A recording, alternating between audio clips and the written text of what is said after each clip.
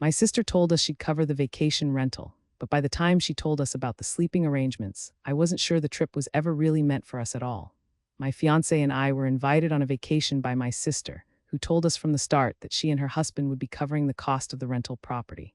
I told her I wasn't sure at first because my fiancé had just started a new job and we didn't know if he could get the time off. So I asked for the exact dates before committing to anything.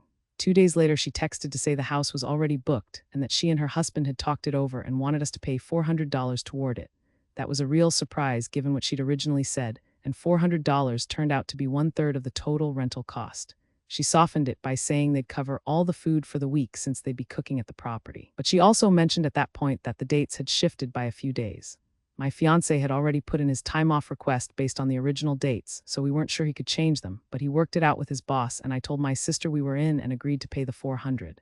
Then she told us something she'd apparently already decided without us. She had let her 3 kids, who are 18, 14, and 12, pick their rooms first. And by the time she mentioned it to us, only 2 rooms were left. One had a twin-sized bed and one had a bunk bed, while 2 of her kids had claimed a king and a queen. We were paying 1/3 of the rental fee and were being offered the rooms nobody else wanted. I told her that didn't seem fair. She said we could push 2 twins together or use a blow-up mattress, but she wasn't going back on what she'd already promised her kids. My fiancé thinks we should skip the whole thing and plan our own trip, just the 2 of us, and honestly I think he's right. The hesitation is that everything is so expensive right now, especially during peak season, and we weren't sure we could pull together the extra money and time. But the longer I sat with it, the harder it was to shake the feeling that we'd been treated like afterthoughts in an arrangement we were helping to fund.